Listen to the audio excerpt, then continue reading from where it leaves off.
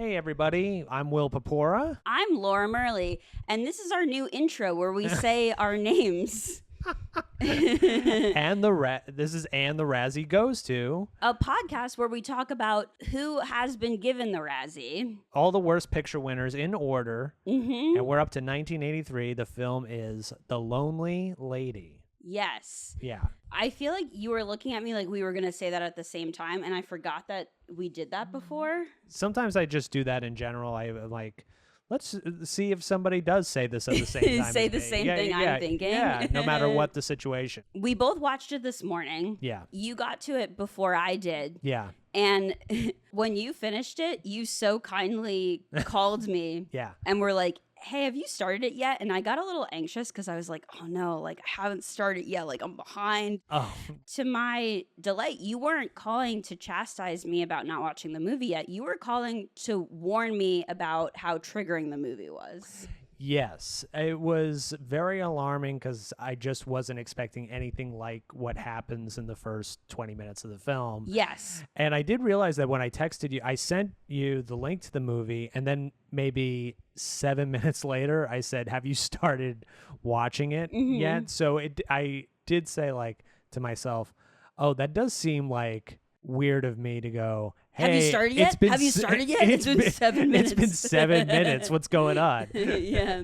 But Get on top of it, Laura. Right. Big content warning for this episode, too. If you want to stop listening to it now and join us again next week, hopefully the next one won't be triggering. Yeah. Wait, what's the next movie? Have we next checked yet? one, I think, is Bolero. I don't remember what that is, and I'll find out soon. And you know what? We'll let you know next week if that one is upsetting too. Right. Earlier, I said delighted to find out it was triggering rather than that you were mad at me. I was being facetious. I was a little bit relieved that you weren't mad at me, but it is genuinely a very upsetting movie, and I don't mean to minimize that. So, trigger warning for SA, a lot of it. Yeah. A lot of different varieties of it. Throughout the entire film. The entire film. I mean, I didn't watch any trailers for the movie, but that's not what the film's about. In the synopsis that they're promoting it or the cover of the film. The poster of the movie that I saw online looked like it was going to be a sexy movie. That's what it looked like. It looked like she was going to be having like fun, hot, sexy time. Like it was a romance or something like. This was, well, I guess we'll start the recap off. Yeah, we'll start. Yeah. There's a young girl, Christiana, is that her name? Something with a C. Oh, yeah. I think Christiana's right. I can look at it real quick. I don't think. Should I? I don't think that's right. Go to IMDb. Maybe a future sponsor. Yeah, perhaps. I mean, we're name dropping it right now, the IMDb app. How many letters do you think it takes to get to Lonely Lady for a suggested thing? I would say I'm at THELON and it's still not popping up. I think you have to spell out lonely and then L, because there's actually quite a lot of films that start with lonely. You're right. Yeah, You're right. Okay. So you know how I knew that? Oh, how? Because I got so frustrated with the illegal copy that you sent me for not having subtitles, because this movie's sound is hard. I looked for it on Tubi, Amazon Prime, HBO, hoping I could watch a version with subtitles there, and I couldn't find it. Is it illegal though if it's on the web?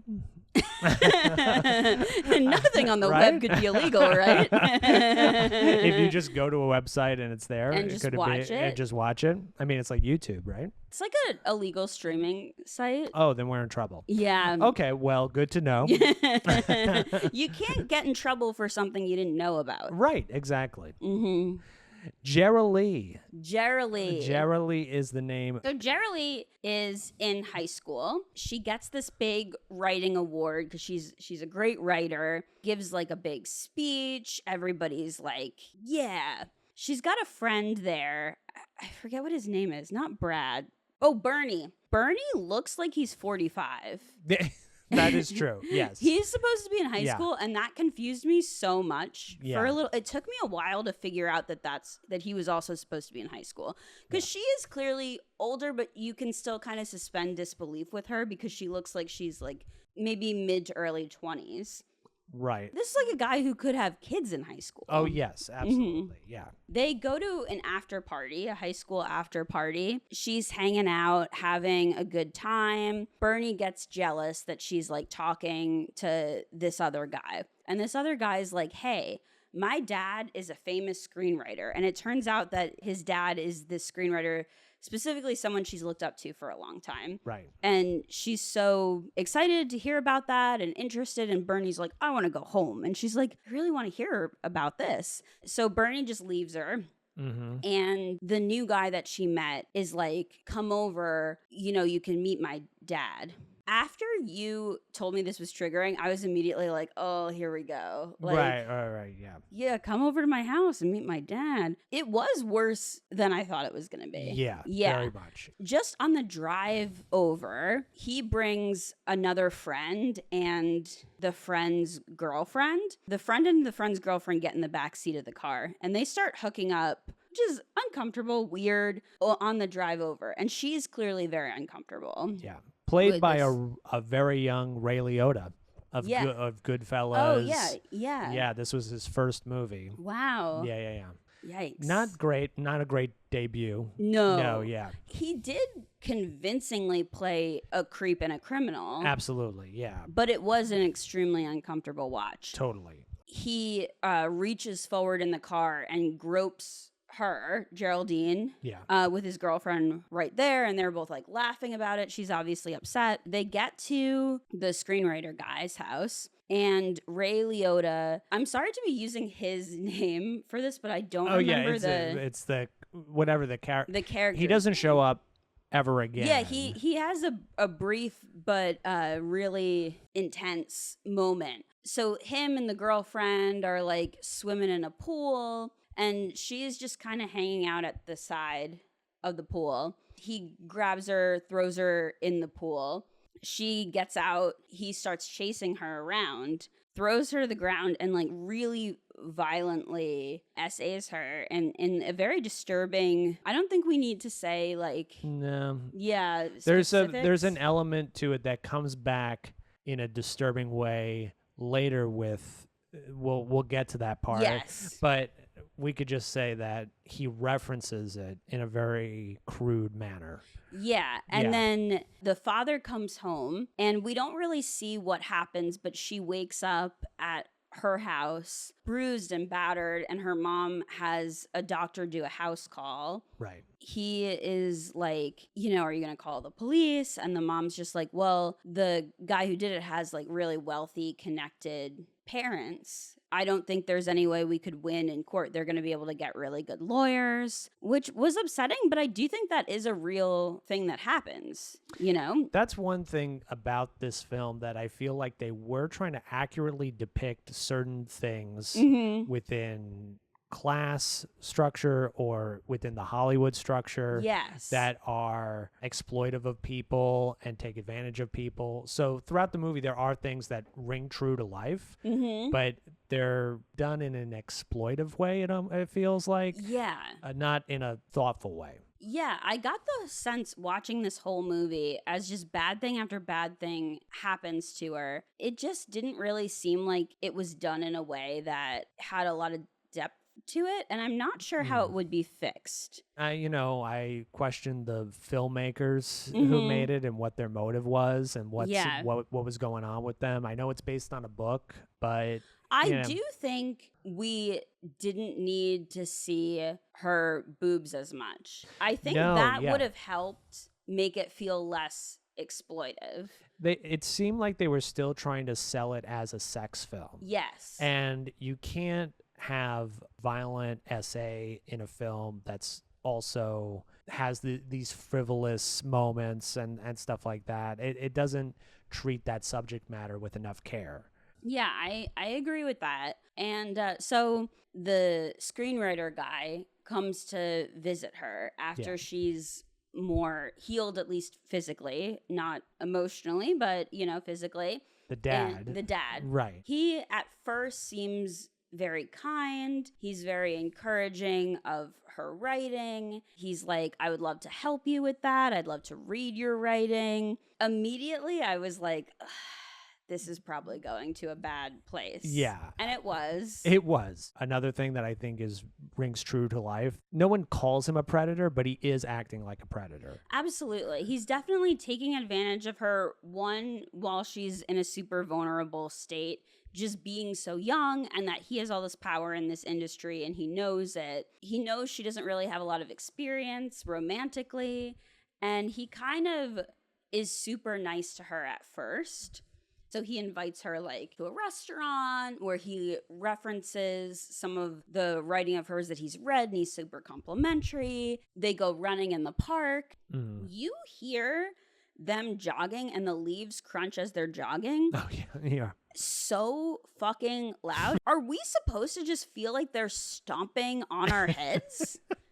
This is crazy. That was a weird sound mixing choice that they made. You immediately know what I'm talking I about, do. right? I remember that. I was like, what's going on here right now? Yeah. But they like, let's crank up the leaves. It didn't feel like an artistic choice. It felt like a mistake. Maybe they were trying to cover something up. Maybe, yeah, they barely recorded the dialogue by accident, so they were like, up the leaves. Yeah, maybe that. Up the No leaves. one will know. Louder. Yeah. He leans in for a kiss. And I have to give the movie credit here. This wasn't romanticized. The way that their getting together was shot was gross looking. At first they kissed and it was like icky, but somewhat of like a normal kiss. And then he just was like going to eat her face. Like he was just like really like pressing, and she just seemed like so young and like scared, and she seemed kind of like stiffing up. They get married. Yeah. That's real quick. It's Immediately. a big jump. Yeah. There's like an awkward, like kind of too long sex scene where he like can't maintain arousal because he's old, which nothing wrong with that, but be with a woman your own age. Also, his son disappears. Yeah, that surprised me. I Yeah. thought there was going to be some kind of weird dynamic with that because it seemed like the son liked her. It seemed like he was probably like, you can meet my dad, to like try and impress her. Yeah. And then I guess he went off to college. I guess he just kind of, I thought like that would be a discussion. Yeah, but he did Yeah. conveniently just leave the film. He just left the film. Yeah. Yeah, I felt like me as a viewer, I'm watching this guy and I feel icky, but I don't know if the film likes him or not, especially towards the end when he comes back. We'll get to that. So she writes 2 books. Yes. And they go pretty well. Yeah. But she can't get a screenplay published because you need to have connections. He says like he'll help her out. He'll give her a low-level writing job on one of his movies where she can go in and basically just type up the rewrites. This is the days of typewriters. Right. She's just typing up the notes like she's supposed to, and then hears that part of the scene that they just can't figure out. And she's got a good idea for it. So she's like, I'll just type it up and show it to him. Yeah. Which is brash, but that is something you hear about people doing. Yeah. And it works sometimes. All the time. You know, you got to shoot your shot. Yeah. So she goes up to him and is like, hey, that scene that you had trouble with, what if we do it like this? And she hands him the paper. And then he really freaks out. Yeah. But then they come over and they're like, hey, we really need to shoot that scene. Did you figure it out? He hands them her work and Right. passes it off as his own. Yeah. And I felt like he was a dick for that, but it was like so obvious that he was in the wrong that made me think the movie wasn't on his side. I do think that ultimately it's probably not on his side, but I feel like they give him way too much credit. Then the whole situation in the beginning is just vile. Yes. You know, I feel like they normalize it a little bit to a certain extent. Yes. Yeah. He clearly is like an egotistical, selfish, not great guy to be around who doesn't have her best interests at heart, but he comes in and acts like he does. He's like, yeah, be my wife and you're going to have this awesome life. And then he's unpleasant and more than unpleasant. Yeah. And then he doesn't give her credit for that scene. And then the scene goes really well. He gets all this like credit for it and accolades. So she's kind of mopey during a luncheon that he has with friends. And he just explodes. She's a little bit drunk. but she wants to like make it up to him. She wants to talk it out when they get home. And they're standing in the place in the backyard where she was SA'd. And even before anyone made a reference to it, it made me viscerally uncomfortable, like just seeing all that. Then during the fight, he referenced it and is like, "Did you like that?" Right. Which was so disgusting. Yeah. To the movie's credit, it was obvious that that was a bad thing, because then in the next scene, she's living in her own apartment. She's left him. She left him. It felt like a weird amount of things to leave out, though. Yes. Because it's hard to leave someone who preyed on you when you were young and who you were looking up to and who you were thinking was going to really help you in life. She doesn't have the most supportive family. Her father's dead. She doesn't have any siblings. Her and her mother don't have the best relationship. She doesn't seem to have a lot of friends. You could see that being a big challenge to leave somebody like that. And the movie just jumps over all that. Yes. That would have been nice to see, like, her leaving the situation and showing some more scenes with agency or, you know, showing her being proactive in leaving something like that. Yeah. Yeah. And then she seems like she's in remarkably good spirits after she left. You would think that after someone that you trusted so much turned out to be so horrible to you, that you would be a little bit more down about it, perhaps. It's unclear how much time has passed. Yeah, that's true, But, too. like, is this when she writes the 2 books, or she wrote the 2 books before? I think she wrote them before, because a producer guy comes over and is like, "How you doing?" And she's like, "I'm doing okay. I'm living off the residuals of my books. But I really want to get my screenplay published, and I don't know how because I don't have an agent." Yeah. And he's like, "I'll help you out." Yeah. So he offers to connect her to this dude who is like friends with her ex-husband. So she goes to meet with him. He's sexually inappropriate with her. He immediately starts like getting handsy and weird. She leaves. I forget how she learns about the club owner guy. Yeah. Where does she run into him? I know he's like a friend of a friend. Yeah. It's a lot of bumping into people, and yeah, she goes from there. It might have been I forget. Yeah, whatever. It doesn't matter. Yeah. There's this other guy who she knows who's in the business, who's a club owner, who says like, "Oh, come by with your screenplay sometime." Right. So she goes by with it. She almost can't get in. The people are like, "Your name's not on the list, actually." And she's like, "Bummer." So she goes to the elevator, but luckily runs into him, or unluckily, because he turns out to also suck. Yeah. Spoiler. Spoiler for the spoilers, we're going to say. Yeah. If you haven't guessed yet, this whole podcast is a spoiler. Right, yeah. You should watch if you have any intention of watching something like this. I don't think you should watch. You could listen to this before even intending to watch it. She meets up with that guy. He's very like, I don't know if that sound got picked up, but my upstairs neighbor is moving furniture. They love doing that. Yeah. That's like a hobby of theirs. Yeah. Gotta spice it up. Yeah. Just move everything you can. It's a whole new day, a whole new apartment every day. Yeah. Usually they do it at the middle of the night, so I'm actually glad that they're doing it now. This is a much better time for me, at least. That's good. Yeah. Anywho's, the club owner guy keeps saying he's gonna help get her script places, and then he doesn't really do anything with it. And she's like, "Man, I'm really broke. I don't know what to do." And he's like, "Well, you can work at my club." So she does get a job as a waitress, I think. Yeah. It seems like that's going okay. She runs into an actor who was on the movie set that she used to work on. Yes. When she wrote that scene. He's like, "Hey there." So they start having an affair. Yeah. He is married. Right. And he doesn't care about that at all. Yes, right. He's like, whatever. Yeah. And then she gets pregnant, can't get in touch with him. He's just like not answering any of her calls. So she shows up on set and is like, "Hey, I'm pregnant. Can you help me out with this?" Yeah. He's like, "You should have called me." And she's like, "I did call you." And he's just being an all-around not nice guy. Yeah.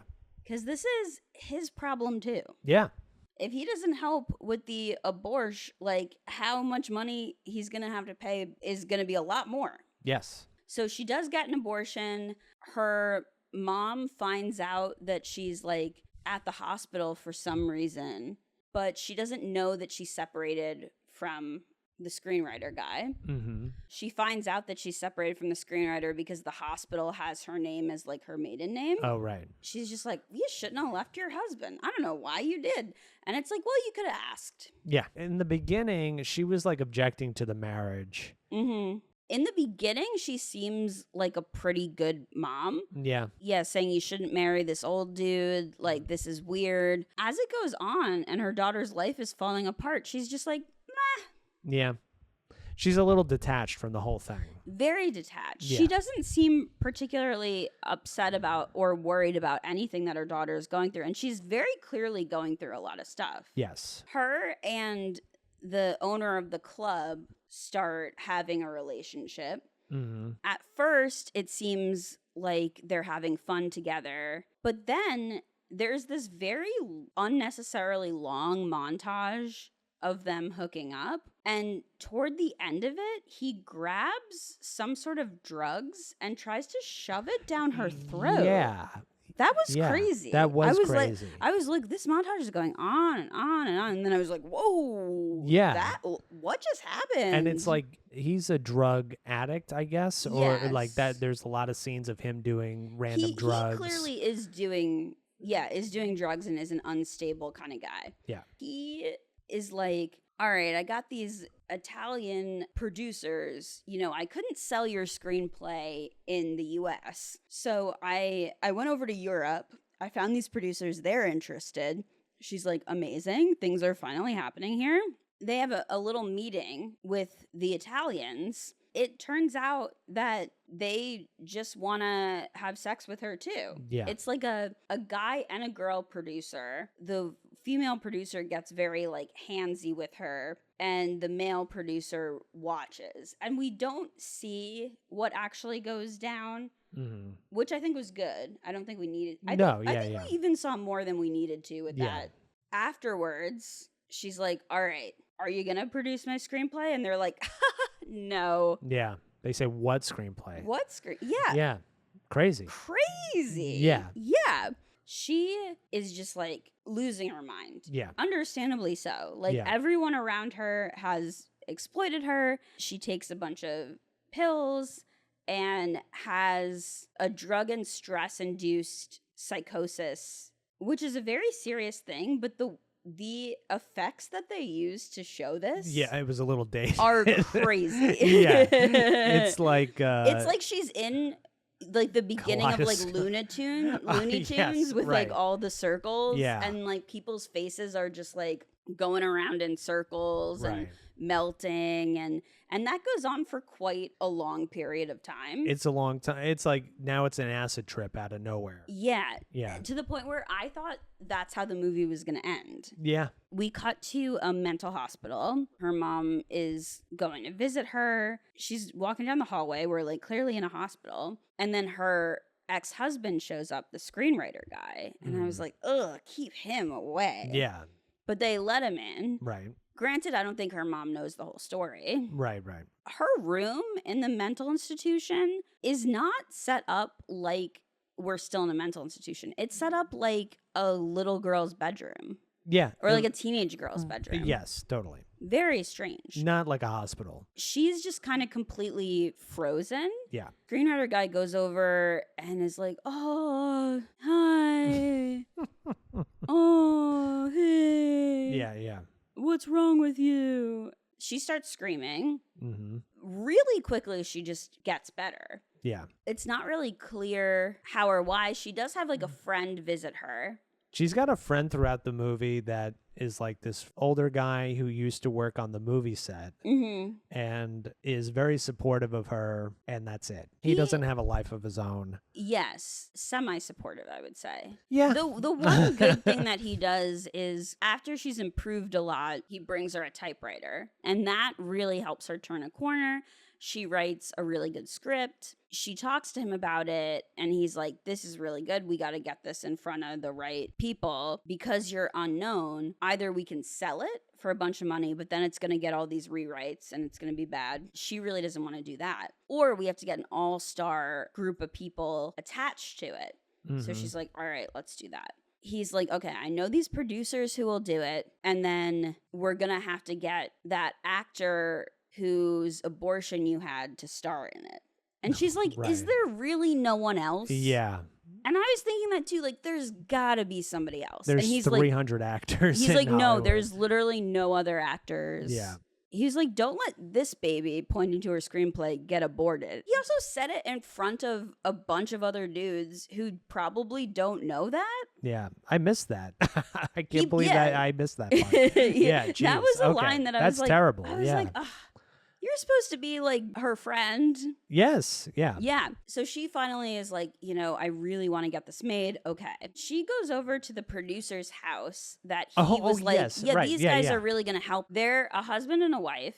She goes over to the house and then they both try to fuck her. So this was one of those things where that's what the camera was implying. Yes. Right? It was supposed to be a seduction scene.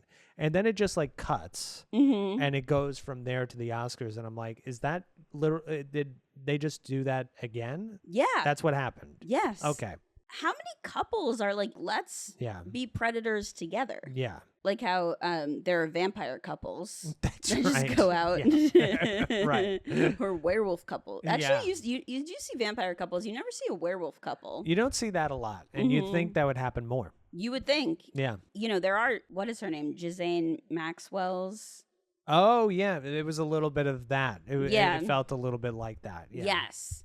This woman even had that haircut, I think. Yeah. Similar haircut. Yeah. And obviously this was made way before then, so it wasn't like referencing her, but. Yeah. So then it cuts to the award show. And it's actually the same scene that we saw at the beginning of the movie. Yeah. I did forget to say this in the beginning of the recap. A bunch of people are going to an award show. She walks past. People are like, who's that? And somebody else is like, well, she's alone, so she must not be important.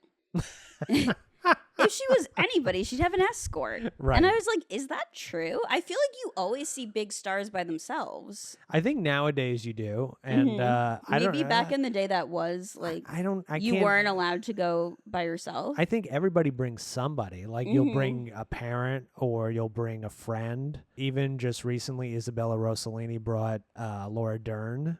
Oh. They're buddies, so Fun. they went together. I think usually people bring somebody. I would think that's a power play. I'd be like, who's coming alone? Too. Yeah, so that's the same scene we saw at the beginning, but then it goes on further than what we saw at the beginning. Right. She wins the award for best screenplay. Oscar coded. It's like a different sort of award, different shaped statue. Right.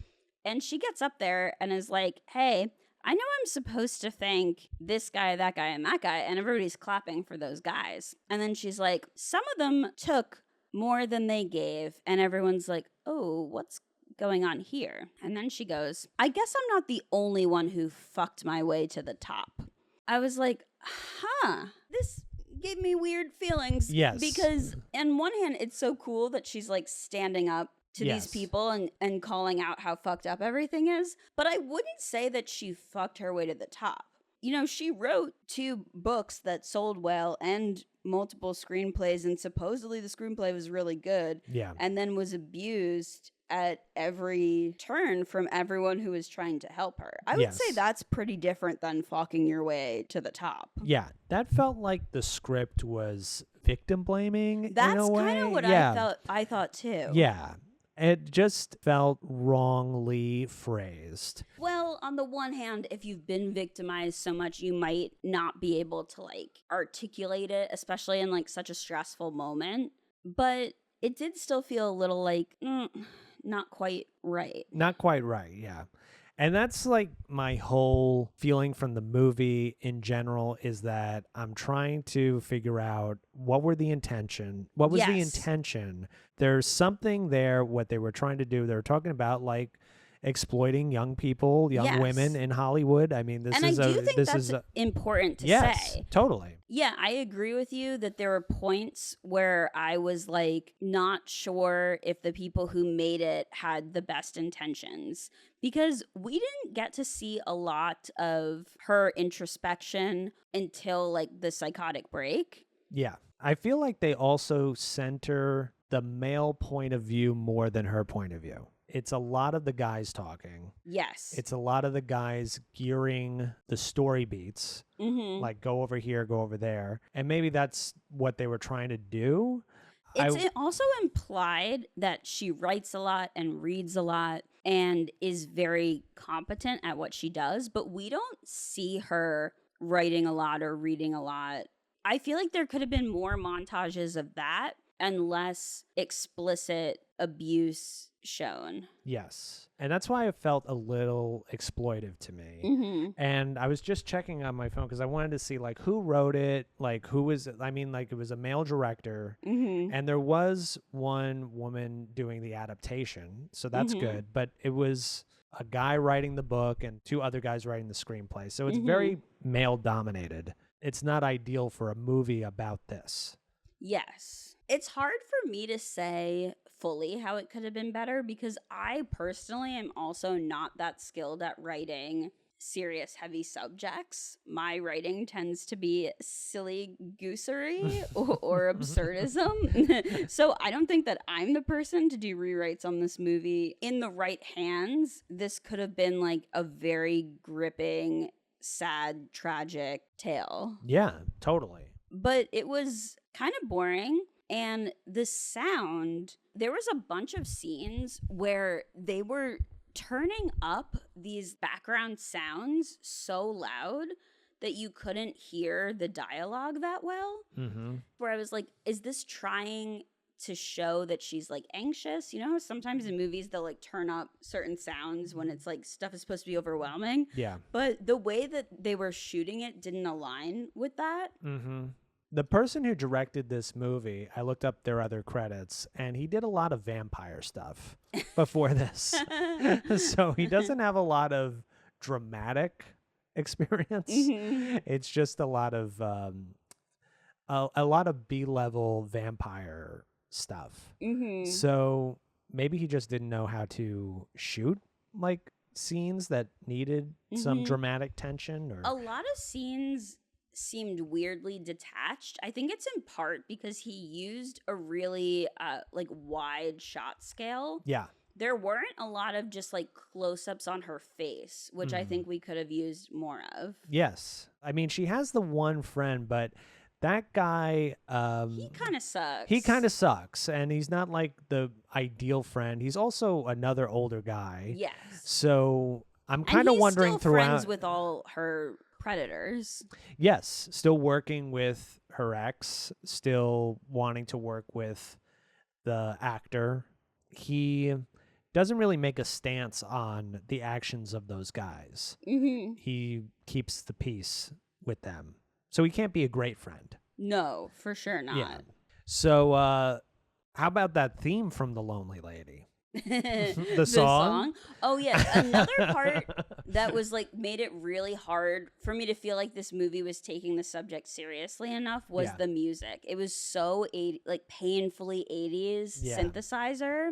It just came across so like hokey and silly, but I do think that maybe at the time it didn't come across that way. I don't know. I think that was a very 1983 score. Can you make a sound like a synth? Like a what? Like a synthesizer? Yeah. Like that? No, like that? Like how the theme went. Oh, the theme was like lonely lady, lonely lady. It was like that. And also, I don't know is that the best title for this? I don't think this really explored loneliness that well. No. It explored someone at every professional opportunity they have getting preyed upon. In that situation, you would feel lonely, but we didn't see her be lonely. We didn't see a lot of shots of her just like alone in her apartment, you know, maybe wanting to call someone and having no one to call. Or there could have been a lot of shots that emphasized her loneliness, but that wasn't really in there. That would have been more interesting, you know, like having some scenes with private thoughts or scenes with, again, like having some real friends. Like, I think that would have improved. Even if she didn't have real friends, but we saw her struggle with that, maybe not be able to relate to regular people who aren't pursuing this and like lose friends in the process because she's working so much on her writing and trying to network. That was, by the way, theme from Lonely Lady, written and sung by Larry Graham from Sly and the Family Stone and a couple of other funk bands. Yeah, I feel like this is a movie that you don't want a funk soundtrack for. No, there should have been more of like a somber kind of, like a classical music kind of a score. Yeah, totally. Yeah, without words. With no words, like soft piano or something. And we heard the lonely lady when she was walking to the award show. Right. And like you said earlier, I didn't get that she was lonely at the awards show. Right. I thought she was kind of triumphantly like strutting in there. Right. Like, fuck you guys. You guys all suck. It's more like the lone lady. Yeah, the lone lady. Yeah, that's a different vibe than the lonely lady. Like, she's going in there defiant. She went in to tell them off. Right. She didn't go in like, oh, I'm sad. I'm lonely. Yeah. I just want to talk to people. I don't think she wanted to talk to anybody there. No. She wanted to tell them off. Yes. That's not the experience of being lonely. Yes. Statue looked like chocolate, like one of those chocolate things that you wrap in tin foil. I wrote that down. Interesting. I thought it looked like the Virgin Mary. That it did have a Virgin Mary feel to it too. There was a dinner scene where I think it's like her and the mom, and they come up and they're having a conversation midway through, and one person goes, "So life isn't like a fish," and then they go on. Then they start the regular conversation. But I guess they told them to improvise or something, and that's all they could think of. I mean, I agree. I don't think life is much like a fish at all. Well, that's true. Yeah. So that line of dialogue that she writes for the movie is one word. It's why. It's why. They cut to the acting in the movie. It's like a mother grieving over her son, and she's over the grave, and she goes, "Why?" Like, she screams, "Why?" Then later you see the poster for that movie, and it's like, and it's just, like, that became the movie. Why? it should have been Why the movie. Yeah. The MC at the award show. He was bombing. I forgot to get into that. He was bombing.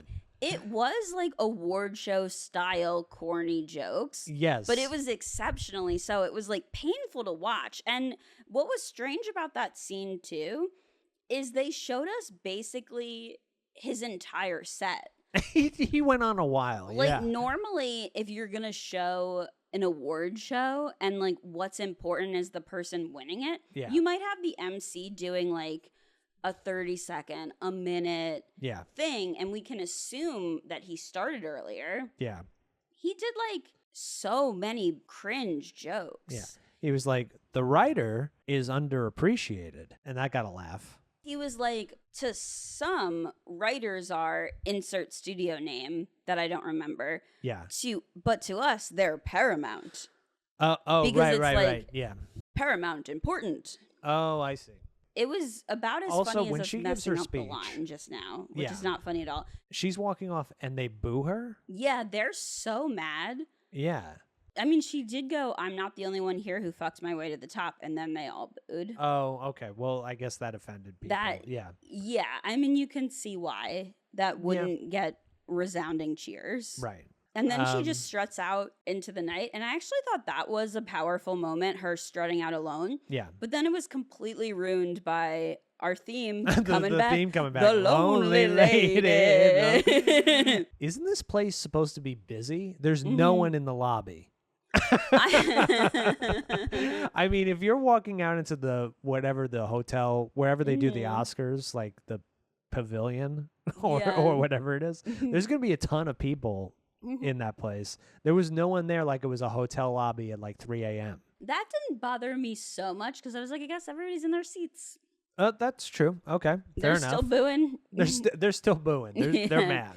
They're like, bring back the MC. Tell us another studio joke. Yeah, that guy's he's got to rush off and rush Yeah. onto the stage and do another 5 minutes. Yeah. Yeah. Yeah, we saw that guy's like whole type 5. Couldn't they find like a real comedian to do it for like a few grand or something? Like, it's like, just be in this movie. I don't think a real comedian could have sold those. No, I guess not. Oh, should we do? Did it deserve?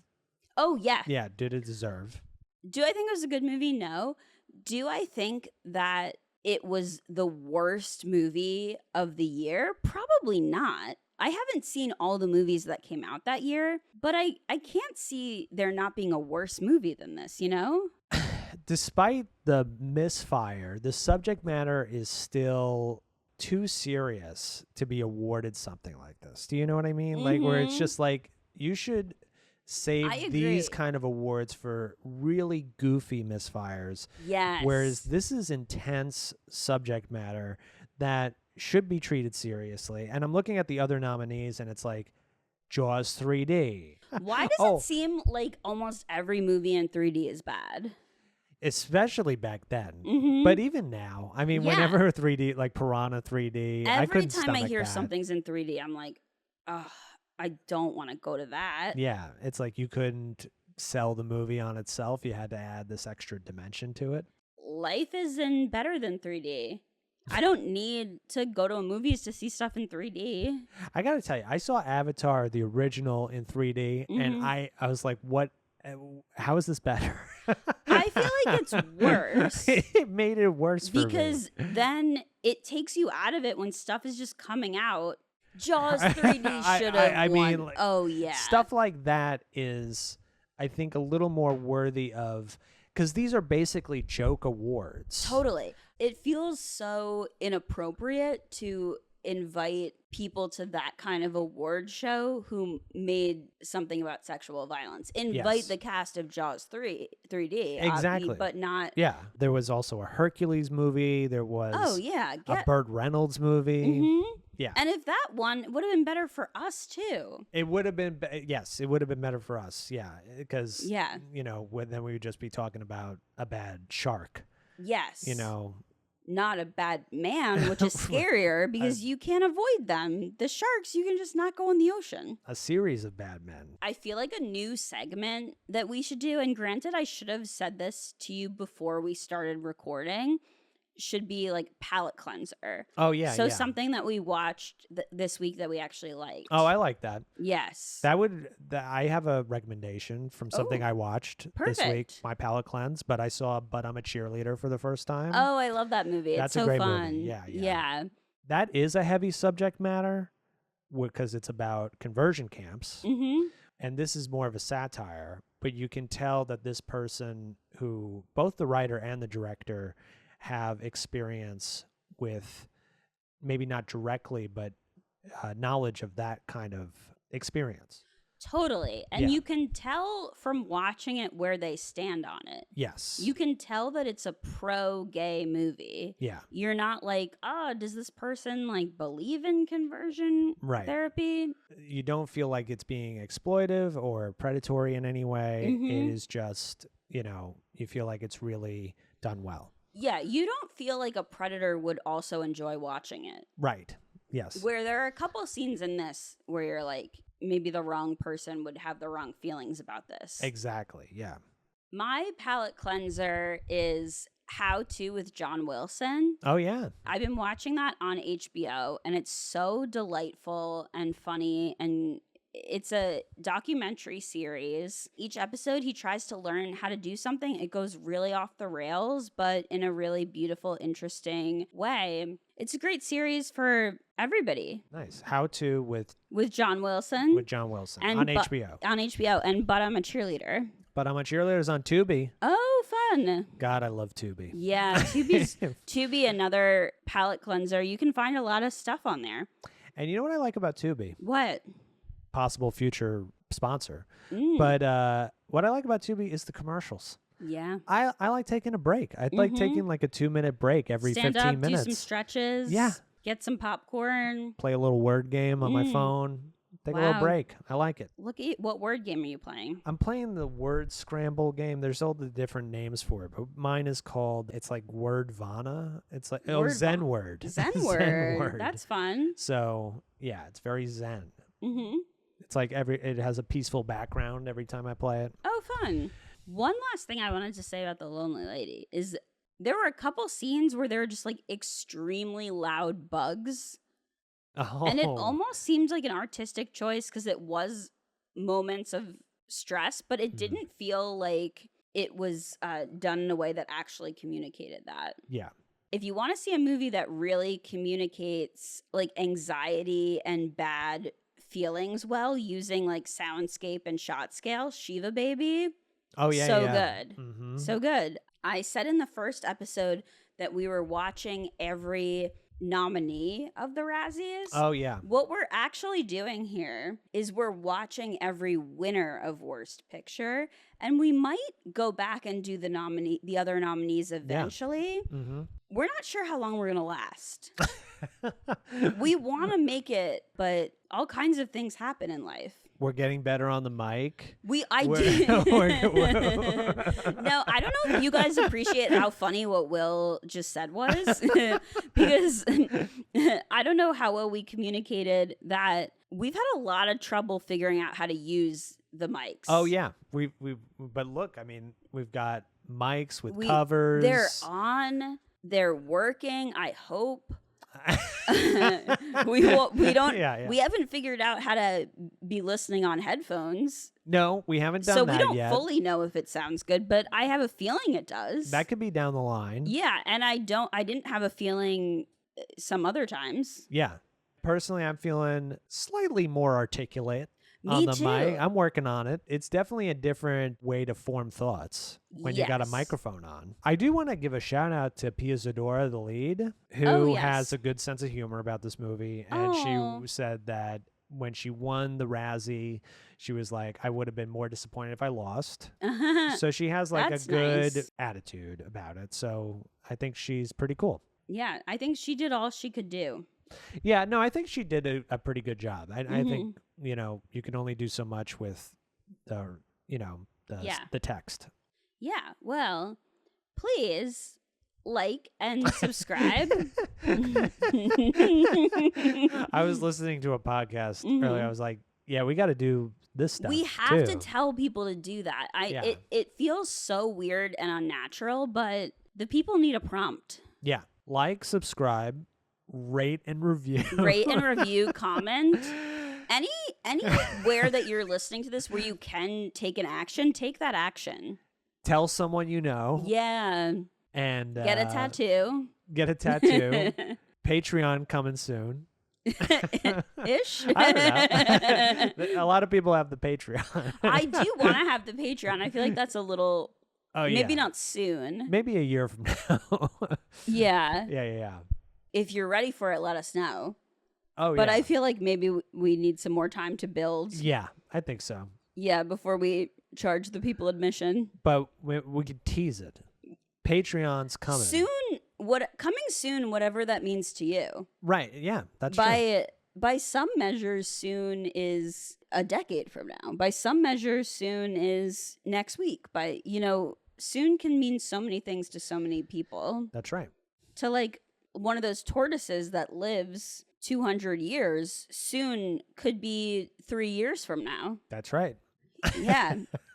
Apparently possums only live like 3 years, I heard recently. That's depressing. Isn't that sad? Because I like possums. Me too. Anyway. Okay. Yeah. All right. Anyway, yeah, next week we're going to have another episode. I don't know what it is, so I can't promise that it'll be more fun, but I think that it will be. Want me to look it up real quick? Okay. We're here. Bolero. What is it about, though? Because that doesn't really help.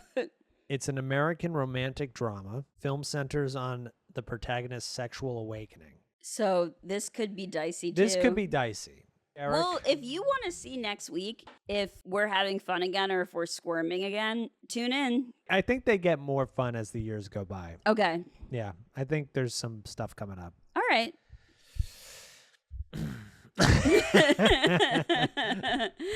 right. Have a great night. Join us next week. Bye.